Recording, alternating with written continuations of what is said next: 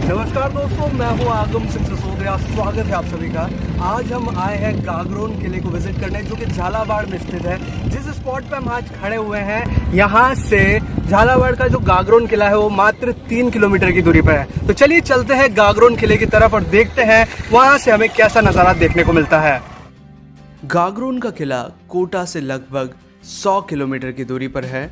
यहाँ तक पहुँचने के लिए हमें कई सारे गांव, कई सारे कस्बों को पार करना होता है। कई जगहों को पार करने के बाद हम पहुँचते हैं गागरोन के सुप्रसिद्ध किले में।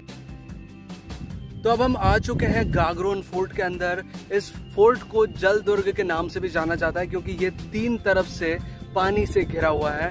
क्योंकि यहाँ पर काली सिंध नदी और आहू नदी एक साथ अलग अलग डायरेक्शन से बहते हुए संगम बनाती है और इस किले को घेरे हुए रखती है। ये किला काफ़ी सिक्योरली डिज़ाइन किया गया था, ताकि जो भी वॉर्स हों, बैटल्स हों, उससे इसको बचाया जा सके। तो अब चलिए चलते हैं और इस फोर्ट को एक्सप्लोर करते हैं। किले में प्रवेश करने से पहले हमें लेना होगा टिकट, जो कि है भारतीय पर्यटक के लिए 50 रुपये, भारतीय विद्यार्थी के लिए 20 रुपये, विदेशी पर्यटक के लिए 200 रुपये और विदेशी विद्यार्थी के लिए 50 रुपये। यहाँ का समय है 9 बजे से 5 बजे तक का।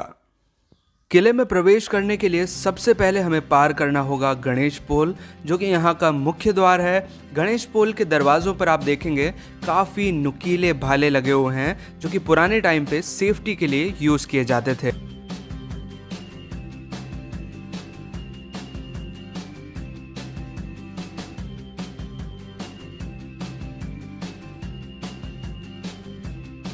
गणेश पोल से आगे चलते हुए हमें देखने को मिलता है नक्कार खाना, जो कि यहाँ का दूसरा मुख्य द्वार है। यहाँ पर हमें पूरे के पूरे किले का एक मैप भी देखने को मिलता है, जिसमें लगभग 28 चीज़ें मेंशन की गई हैं कि यहाँ पर क्या क्या चीज़ें देखने के लिए हैं। वो सारी चीज़ें यहाँ पर लिस्ट करके मेंशन की गई है। गागरोन दुर्ग का इतिहास कुछ इस प्रकार है कि यह दुर्ग काली सिंध और आहू नदी से घिरा हुआ है, जो कि 3 किलोमीटर के क्षेत्र में फैला हुआ है। ये दुर्ग चट्टानों पर निर्मित है, यानी कि इसकी कोई नींव नहीं है, ये सिर्फ डायरेक्टली चट्टानों पर बना हुआ है। ऐतिहासिक परंपरा के अनुसार इस दुर्ग का निर्माण डोडा परमार राजपूतों द्वारा करवाया गया था। यहाँ से आगे बढ़ते हुए हमें जौहर कुंड देखने को मिलता है।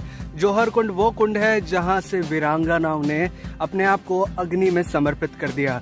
ये वो जगह है जहाँ पर आग लगाई जाती थी। ये कुंड है जिसमें अग्नि प्रज्वलित की जाती थी, और ऊपर से शायद वो स्टेट है, वो स्थल है ऊपर से, जहाँ से वीरांगनाओं ने अग्नि में अपनी आहुति दी थी। अब हम आ चुके हैं अपने अगले पड़ाव की तरफ, जो कि है बड़ा महल। तो चलिए अंदर चलते हैं और देखते हैं हमें क्या देखने को मिलता है। तो अब ये है बड़े महल का मुख्य द्वार। चलिए चलते हैं अंदर और देखते हैं अंदर क्या देखने को मिलता है। बड़े महल के अंदर हमें काफ़ी सारे कमरे देखने को मिलते हैं, काफ़ी सारे ऐसे रूम्स देखने को मिलते हैं जहां पर राजा महाराजा रहा करते थे।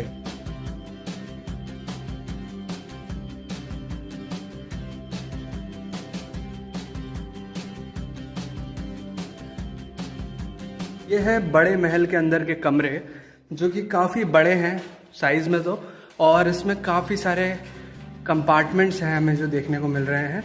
यहाँ पर कुछ झरोके भी हैं और यहाँ से कुछ ऐसा देखने को मिलता है। देखिए अलग अलग तरह की खिड़कियाँ हैं यहाँ पर, और खिड़कियों के बाहर हमें देखने को मिलते हैं 3 बड़े बड़े कुएं, और साथ में ही कुछ स्ट्रक्चर बना हुआ है, और यहाँ से दूर के खेत नज़र आते हैं। आ चुके हैं बड़े महल की छत पे।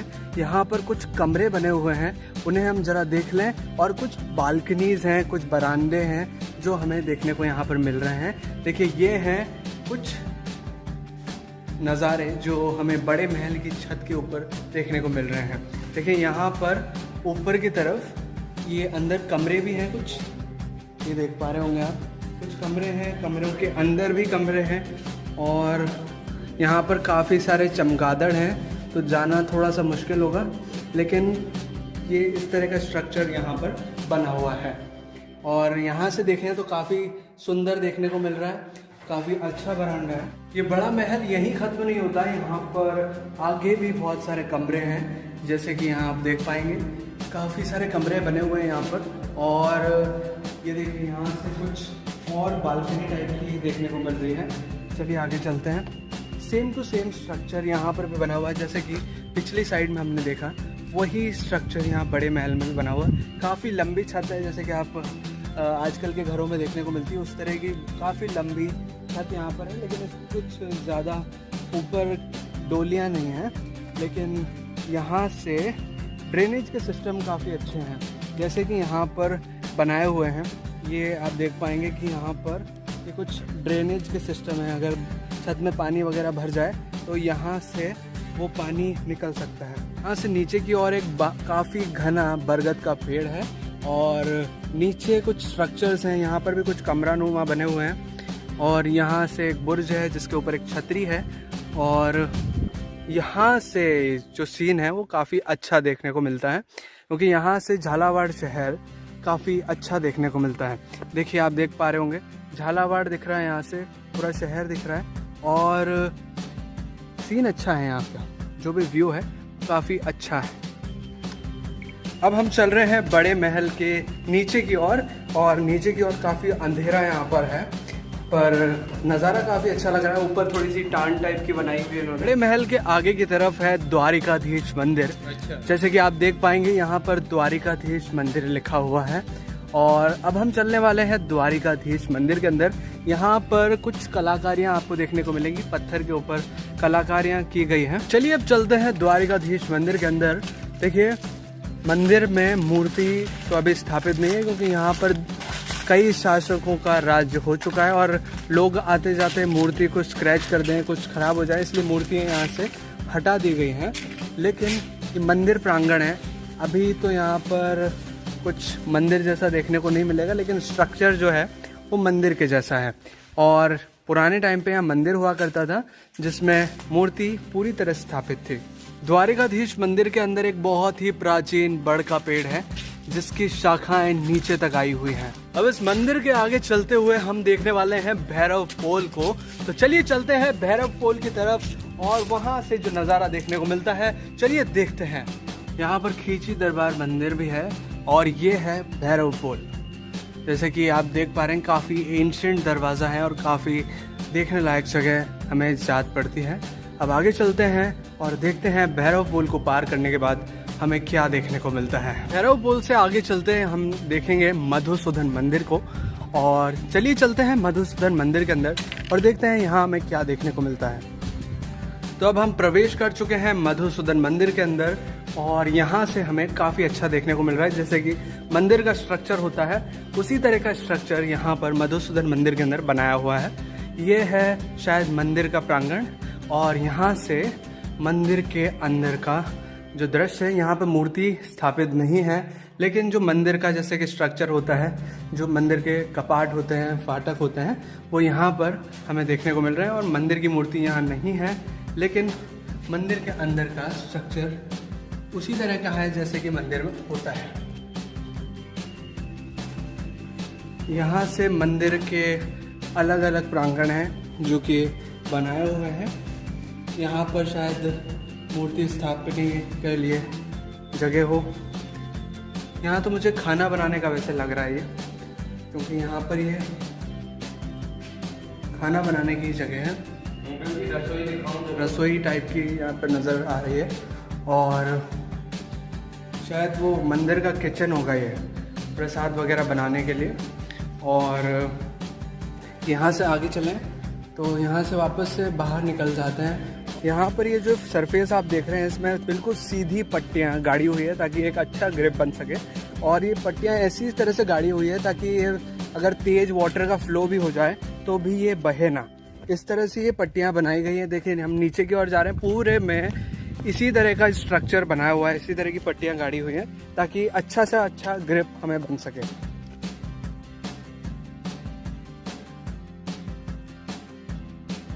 एक बहुत करामाती पेड़ है जिसकी तरफ हम जा रहे हैं। ये एक अनूठा पेड़ है जो कि महल के ऊपर की साइड उगा हुआ है। इसकी जड़ें नीचे नहीं है, आपको ऊपर की साइड देखने को मिलेंगी।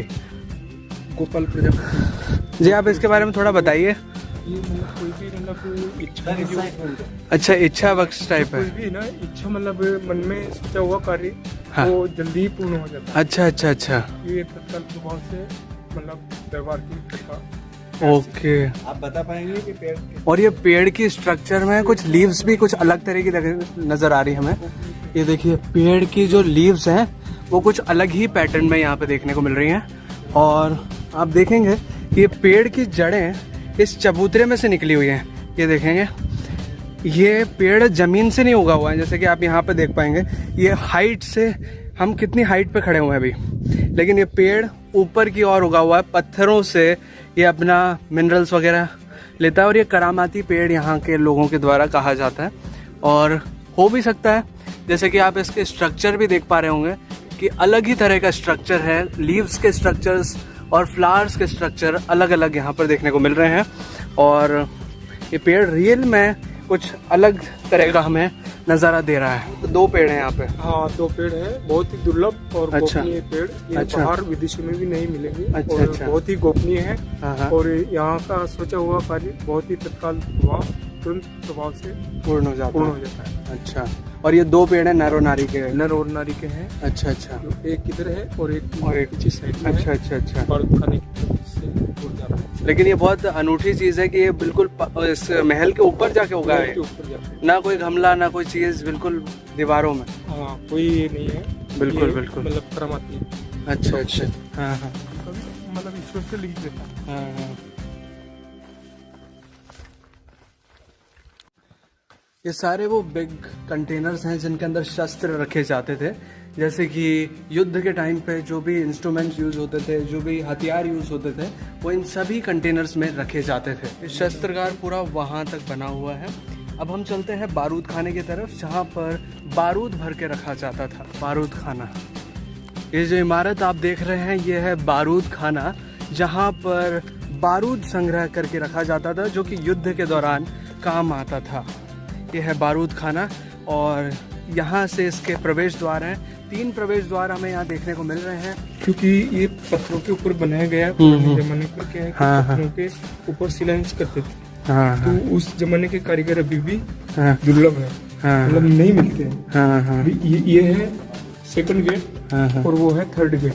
अच्छा, तो क्या है कि इसका हमको भी मतलब पूरा मतलब आइडिया, जानकारी नहीं है हाँ कि इसके अंदर क्या क्या होगा, क्या हाँ नहीं। हाँ, क्योंकि अंडरग्राउंड में कुछ बना रखा होगा जिसमें दबा हुआ है सब। लेकिन यहाँ से सीन काफ़ी अच्छा देखने को मिल रहा है। इधर वो पहाड़ी मतलब पहाड़ आ गए, बड़े भारी पहाड़। हाँ हाँ हाँ और उधर घुमा हुआ थोड़ा। तो क्या है कि ये रिवर है। हाँ। नदी? ये कौन सी नदी है? ये मतलब काली सिंध नदी और वो आहू नदी। आहू नदी। हम आ चुके हैं कृष्ण द्वार की ओर।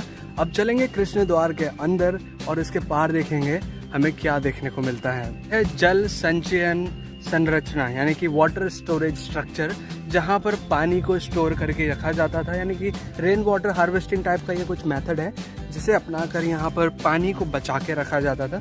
देखिए यहाँ पर कुछ कुंड टाइप के बने हुए हैं और इसके अंदर पानी को स्टोर करके रखा जाता था। अभी तो यहाँ कुछ कचरा सा देखने को मिल रहा है, लेकिन पहले के टाइम पे यहाँ पर पानी को स्टोर करके रखा जाता था। ये पूरा एक तरह से ये जो स्ट्रक्चर बना हुआ है यहाँ पर, ये पूरा एक टैंक है जिसमें जो पानी को स्टोर करके रखा जाता था। आप इस महल की कारीगरी देख पा रहे हैं। ये कुछ पुराने टाइम का जो चूना वगैरह होता था उससे बनाई गई दीवारें हैं। अलग ही तरह की मिट्टी टाइप की बनी हुई है, जैसे कि आप बाहर से देख पाएंगे। ये सीमेंट नहीं है, लेकिन कुछ अलग तरह का जो पदार्थ है जिसकी मदद से इन पत्थरों को आपस में जोड़ा गया है। आप देख पाएंगे कि ये वाइट कलर का या तो चूना है या कई जगह पिंक कलर का कुछ ऐसा पाउडर है जो कि इन पत्थरों को जोड़ने के लिए इस्तेमाल किया गया है। अब हम चल रहे हैं रसद कूप यानी कि रसद वेल्स यानी कि कुओं को देखने की तरफ। यहाँ पर कुल मिलाकर 8 रसद कूप हैं, यानी कि 8 ऐसे कुएं हैं जिनमें पानी संग्रह करके रखा जाता था। तो अब हम आ चुके हैं लक्ष्मण बुर्ज की तरफ और यहाँ से देखेंगे जो बुर्ज के ऊपर चढ़ के कैसा नज़ारा हमें देखने को मिलता है। देखिए यहाँ से काफ़ी अच्छा नज़ारा देखने को मिल रहा है, क्योंकि आप देखेंगे कि यहाँ से आपको एक किले की जो बॉर्डर है, पहली चीज़ तो बॉर्डर दिखेगी, दूसरी चीज़ जो किले की लोकेशन है, जैसे कि किला नदियों के संगम के बीच में बनाया गया है, यानी कि 3 तरफ से ये किला नदियों से घिरा हुआ है। तो वो जो घिरावट है वो यहाँ हमें देखने को मिल रही है, क्योंकि यहाँ पर ये किला नदी के बीच में जाके बनाया हुआ है। तो सेफ्टी पर्पस के लिए एक तरफ तो ये माउंटेन हो गया, दूसरी तरफ ये नदी होगी, तो ये किला काफ़ी सेफ एंड सिक्योर तरीके से बनाया गया था। यहाँ पर एक पुराना देवस्थान देखने को मिलता है, जैसे कि आप देख पा रहे होंगे कुछ पूजा वगैरह यहाँ पे की जाती है। मंदिर का नाम यहाँ पर लिखा हुआ नहीं है, मेंशन नहीं है, तो हम नाम तो नहीं बता पाएंगे, लेकिन कोई देवस्थान ये ज़रूर है। गागरोन दुर्ग की एक और ख़ास बात कि यहाँ पर गागरूनी तोते पाए जाते हैं, जो कि नॉर्मल तोते की साइज़ से थोड़े बड़े होते हैं और ये इंसानी भाषा बोलने में निपुण होते हैं। इन तोतों के बारे में इसके इतिहास में काफ़ी वर्णन देखने को मिलता है। अब हम आ चुके हैं रामबुर्ज द्वार की ओर और अब चलते हैं आगे रामबुर्ज द्वार से होते हुए। तो अब हम आ चुके हैं रामबुर्ज और यहाँ पर हम देखेंगे नदियों का संगम, काली सिंध और आहू नदी का संगम यहाँ पर हमें देखने को मिलने वाला है। और जैसे कि ये जल दुर्ग है, तो ये तीनों तरफ से जैसे कि पूरी तरह से पानी से घिरा हुआ है, तो वो ही सीन हमें यहाँ देखने को मिलेगा कि एक नदी दूसरी डायरेक्शन से आ रही होती है और दूसरी नदी एक दूसरी डायरेक्शन से आ रही होती है और एक जगह आके मिल जाती है, तो उसे ही हम बोलते हैं संगम। तो वही संगम हम देखते हैं यहाँ से। तो जैसा कि हमने संगम के बारे में बात करी, ये नदी जो आप देख पा रहे हैं साइड में, ये है काली सिंध नदी और ये है दूसरी वाली जो हम देख पा रहे हैं आपके पीछे, वो है आहू नदी और ये है बीच का संगम जहाँ पर ये नदियाँ मिलती हैं। अभी मॉनसून का सीज़न नहीं है, इस वजह से नदियाँ इतनी बह नहीं रही हैं, लेकिन जैसे ही मॉनसून का सीज़न यहाँ हमारे को देखने को मिलता है, तो ये दोनों तरफ से नदियाँ अच्छे से फ्लो होती हैं। और ये जो पॉइंट आप बीच में देख पा रहे होंगे, जो लकीर जो बनाई गई है एक डैम टाइप का, ये है संगम, जहाँ पर दोनों नदियाँ आपस में मिलती है। और ये आप यहाँ पे चट्टाने देख पा रहे होंगे। दुर्ग का निर्माण इस तरह से किया गया था कि काफ़ी सेफ्टी इस दुर्ग को प्रोवाइड करे, क्योंकि एक तरफ तो ये पहाड़ नुमा स्ट्रक्चर हो जाता है, एक तरफ बीच में पानी हो जाता है, इसी वजह से इसको जल दुर्ग भी कहते हैं। तो सेफ्टी बहुत अच्छी हो जाती है, क्योंकि उसके बीच में बना हुआ दुश्मन को आने में दिक्कत होती है, बीच में पानी बह रहा है, ऊपर पहाड़ है, तो उसको बहुत कठिनाई होती है इसको पार करने में। तो इस वजह से इसका निर्माण इस तरह से किया गया था। यहाँ से आप प्रैक्टिकली देख पाएंगे कि जैसा कि एक किले के बारे में कहा जाता है कि बिना नींव के बनाया गया है, तो ये देखिए पत्थर जो आपको देखने को मिल रहे हैं, इस पत्थर के ऊपर ही चुन करके इस पूरी की पूरी इमारत को खड़ा किया गया है, इस पूरे के पूरे किले को खड़ा किया गया है। यहाँ किले के ऊपर से देखें तो नदी के पार सुप्रसिद्ध पीपाजी महाराज का मंदिर है, जो कि काफ़ी प्रसिद्ध है। ये दुर्ग दुनिया का एकमात्र ऐसा दुर्ग है जो कि पानी के बीच में बना हुआ है, जो कि 3 तरफ से पानी से घिरा हुआ है। इसी वजह से इस दुर्ग की कलात्मकता और इसकी हिस्ट्री को देखते हुए इस दुर्ग को यूनेस्को के अंदर रखा गया है, यानी कि संग्रह करके इसको संरक्षण में रखा गया है। यूनेस्को यानी कि वर्ल्ड हेरिटेज के कैटेगरी में इस दुर्ग को रखा गया है। तो अब हम वापस आ चुके हैं उस दूसरे पेड़ की तरफ, जो कि यहाँ का दूसरा पेड़ है। जैसे कि नर और नारी बताया गया था, उसी तरह से ये दूसरा पेड़ है जो कि इच्छा वृक्ष के नाम से जाना जाता है। यहाँ के लोकल पीपल इसे इच्छा वृक्ष के नाम से जानते हैं। तो ये वृक्ष काफ़ी अच्छा है, क्योंकि इसमें आपको फ्लावर्स भी देखने मिलेंगे, काफ़ी अच्छी क्वांटिटी में आपको फ्लावर्स देखने को मिलेंगे। ये देखिए, ये जो फूल हैं, जो 5 पंखुड़ी वाले फूल होते हैं, काफ़ी भरे हुए से फूल हैं, काफ़ी सॉलिड हैं। तो इस तरह के फूल इसमें काफ़ी ज़्यादा मात्रा में, पूरा का पूरा वृक्ष इस फूलों से भरा पड़ा है। ये वो दीवारें हैं जहाँ से जो बंदूकें थी, जो तीर कमान थे, वो तान कर रखे जाते थे, ताकि कभी भी शत्रु देखने को मिले तो उन पे आक्रमण कर दिया जाए। देखिए, इनके अंदर से आपको देख पा रहे होंगे छेद हैं जो कि टेढ़े बने हुए हैं, ताकि अगर वो रिवर्स फायर भी करें तो यहाँ तक पहुँचते हुए वो जो बंदूक की गोलियाँ हैं वो वहीं पर अटक जाएं। और जो सिपाही यहाँ पर तैनात है उन्हें क्षति ना हो। तो ये था गागरोन का सुप्रसिद्ध किला जो कि झालावाड़ में स्थित है। अगर आपको भी यहाँ आना हो तो बहुत अच्छी जगह है, हमें भी यहाँ पे घूम के काफ़ी अच्छा एक्सपीरियंस हुआ। अगर आपको ये ब्लॉग किसी भी तरह हेल्पफुल लगा हो, किसी भी तरह पसंद आया हो तो प्लीज़ वीडियो को लाइक कीजिएगा, इसे शेयर कीजिएगा अपने दोस्तों और अपने फैमिली मेंबर्स के साथ। और अगर आपने चैनल अभी तक सब्सक्राइब नहीं किया है तो प्लीज़ चैनल को सब्सक्राइब कीजिए, बेल आइकन को दबाकर ऑल पे क्लिक कीजिए ताकि इस तरह की वीडियो नोटिफिकेशन आपको आगे भी मिलते रहे। तो आज के लिए कुछ इतना ही, फिर मिलते हैं अगले वीडियो के साथ।